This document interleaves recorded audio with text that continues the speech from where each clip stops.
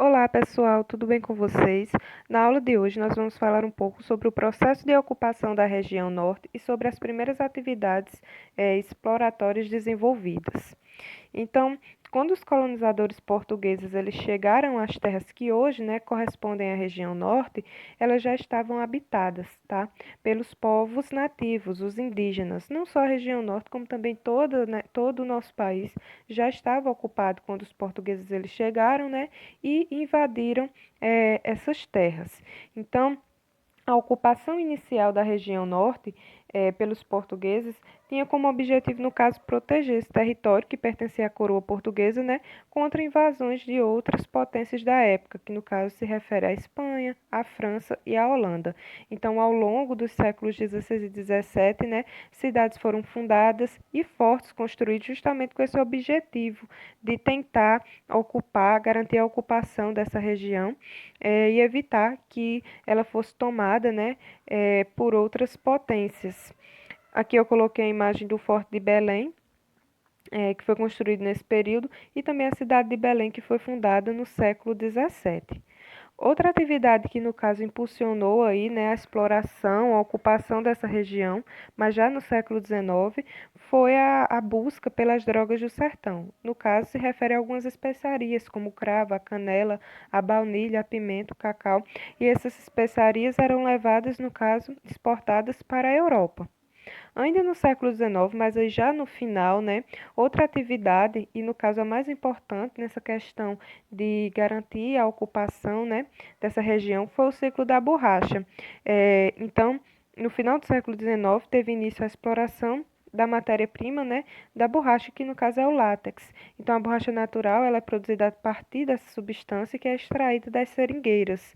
Aqui essa substância branca, em que é a matéria-prima para a produção de borracha. Esse produto ele foi muito extraído da floresta amazônica e exportado.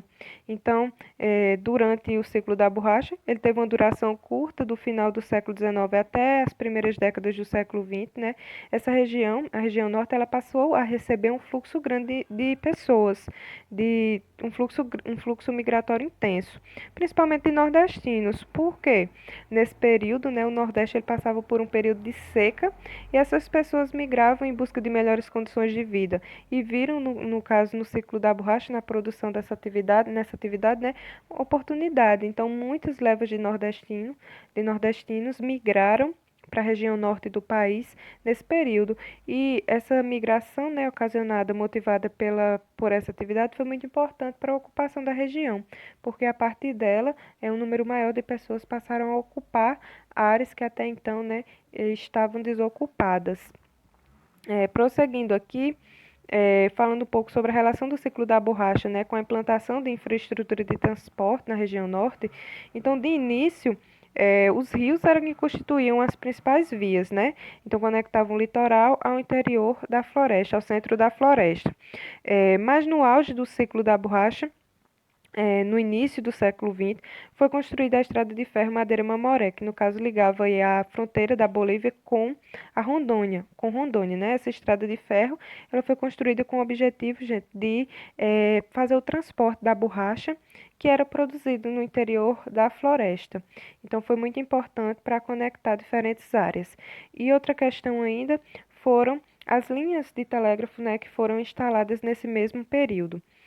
Aqui a estrada de ferro Madeira Mamoré. E também, gente, não se pode falar em ciclo da borracha, região norte, sem destacar aqui, no caso, essa construção, o Teatro Amazonas, que marca a riqueza produzida nesse período de grande exportação, grande produção de borracha e grande exportação desse produto, Então, toda essa sofisticação dessa construção marca aí a riqueza desse curto período de exploração da borracha, nesse primeiro momento, que no caso é o Teatro Amazonas. Na década, já saindo um pouco, no caso do século XX, e vindo para o saindo do século XIX e vindo para o século XX, né? A partir de 1950, o governo do Brasil, ele passou a implantar algumas medidas para integrar, né, a Amazônia ao restante do país.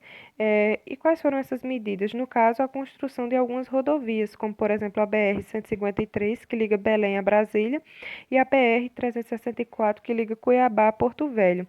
Ao longo dessas vias, né, surgiram novas cidades e vilarejos. Elas foram importantes para conectar aí diferentes áreas da floresta amazônica e também integrar, né, a região norte a outras regiões, a outras partes do país, do Brasil.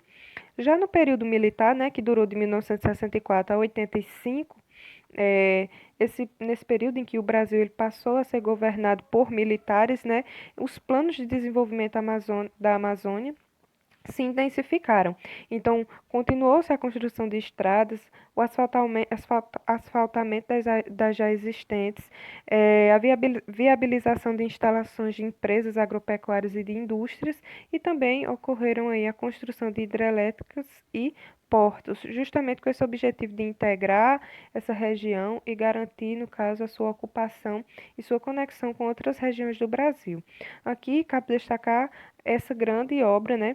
A Transamazônica, que é uma BR que conecta aí, que tem o objetivo de conectar o Brasil de leste a oeste, ou seja, ligar o Nordeste ao norte do nosso país, né? Então ela nasce em Cabedelo e seguir aí até a região norte. Lembrando que até hoje alguns trechos, né, dessa BR encontram-se, né, sem um asfaltamento. Então é uma obra inacabada ainda.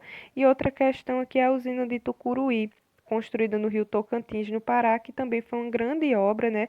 É uma importante usina que gera muita eletricidade que é consumida aqui, que foi construída nesse período aí de intervenção, né, desses militares. Então, pessoal, por hoje a nossa aula vai ficando por aqui, tá certo? Até a próxima aula, até o nosso próximo encontro.